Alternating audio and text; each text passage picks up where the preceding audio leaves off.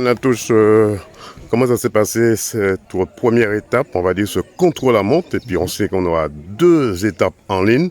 Dans quelles conditions physiques vous vous trouvez aujourd'hui? Bien, très très bien. Je reviens de maladie, mais je sors d'un stage en altitude qui a été fait dans le cadre de ma préparation avec mon équipe.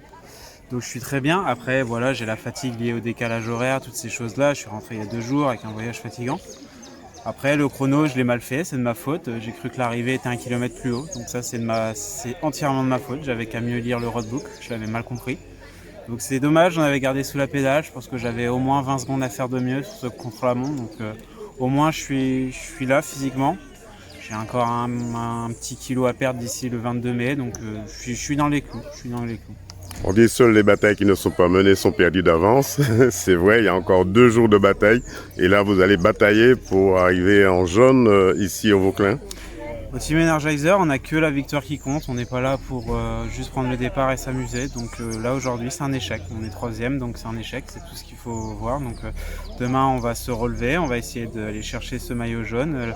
Tant que la ligne n'est pas franchie, la course n'est pas terminée. On a jusqu'au dimanche soir à l'arrivée à Ravine-Plate pour pouvoir discuter de ce maillot jaune. Dans quel état d'esprit se trouve l'équipe? Dernière question. On est en train de finir tous un peu à gauche, à droite nos préparations. Christopher Hippolyte est fatigué, donc il a décidé de ce week-end de se prendre un week-end off et il a bien mérité parce qu'il a beaucoup enchaîné, il est en forme et il a la volonté d'être en forme au 22 mai. Malheureusement aussi Guillaume Gaborio est blessé, donc quand moi je reviens de maladie, lui se blesse malheureusement, c'est vraiment pas de chance. Donc voilà, on a toujours de petits soucis, c'est les aléas de la vie, des relations humaines et sociales, mais on a la volonté de bien faire. On a un très beau mois de mai qui nous est proposé par le calendrier martiniquais, donc on a envie de bien figurer. Si je comprends bien, l'épée de Damoclès est sur votre épaule et vous allez faire honneur à cette épée.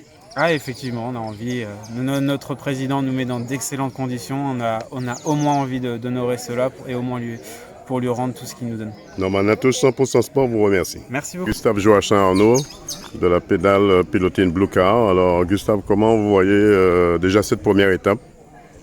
Bon, elle n'était pas mauvaise. Bon, je ne m'attendais pas à avoir deux recours au premier rang, puisqu'il y a quand même un qui est grippé. Bon, mais ils étaient sur le terrain, ils ont fait ce qu'il faut. Hein. Bon, je pense que la logique a été respectée en quelque sorte. Hein. Bon, ils ont fait ce que tout le monde attendait, puisque bon, c'est la montagne, on ne pouvait pas attendre mieux que ça. Demain, un parcours, on va dire, moyen, puisque nous allons attaquer un petit peu le sud. On va rester dans le sud, mais après demain, la dernière étape où il faudra aller monter la côte de Deux Terres et après l'Estrade. 2 mots là-dessus. Oui, bon, demain, ça sera plus roulant, mais bon, c'est une course. Hein. On n'a jamais gagné tant qu'on n'a pas franchi la ligne. Bon, on va aborder les étapes par étapes. Hein. C'est vrai que la dernière étape est un petit peu en notre faveur, parce qu'il y a quand même quelques montées. Mais bon, comme je dis, hein, la course ne se joue pas avant. La pédale Pilotine est en forme pour ce tour. Le tour est loin. On ne peut pas dire qu'on est en forme. On est en préparation. On va partir en Colombie avec les jeunes. Et on va se préparer en conséquence. Hein. Je pense qu'on vient avec beaucoup de détermination, puisque si on part là, c'est pour faire progresser les jeunes et puis regarder comment ils vont se comporter, puisque comme j'ai toujours dit, hein, mon souhait c'est de les faire gagner nos jeunes avec les Sud-Américains.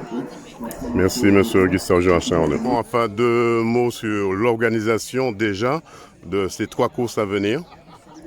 Alors, c'était quand même assez compliqué, notamment au niveau partenaire, mais on s'est battu après la crise du Covid et les sponsors qui sont devenus plus rares. Et là, on a essayé de mettre quelque chose sur pied pour faire plaisir aux Vauclins, mais à toutes les Martiniquais, surtout aux férus du cyclisme. Alors, 3 étapes, un contre-la-montre, 2 étapes en ligne. Un peu compliqué, mais ça va mettre tout le monde en jambe pour les prochaines séances. Est-ce que ces 2 étapes-là iront jusqu'à Lamentin ou bien après le Lamentin, on restera dans le sud ou dans le nord un petit peu? Alors, on a changé un peu cette année. Alors, la 2e étape qui partira de la gare routière du Vauclin sera François, Saint-Esprit, Valatte, Vauclin de nouveau, François de nouveau, Saint-Esprit, Revalate Et au lieu d'être au Vauclin, ça va faire Josso, Poirier, Marin et ça va rentrer au Vauclin. Ça sera 101 km 500. Et la dernière étape, ça va partir du Vauclin, Marin, Rivière-Pilote, Saint-Clus, échangeur de Rivière-Salée, Trois-Îlets, demi-tour, Rivière-Salée de nouveau, Ducos, Lamentin, La Safère, Deux-Terres, Romone, Trinité, Robert en passant par l'Estrade. Ensuite, du Robert Fourachot, François, et ça va arriver au foyer égal de Ravine-Plate juste avant le Vauclin.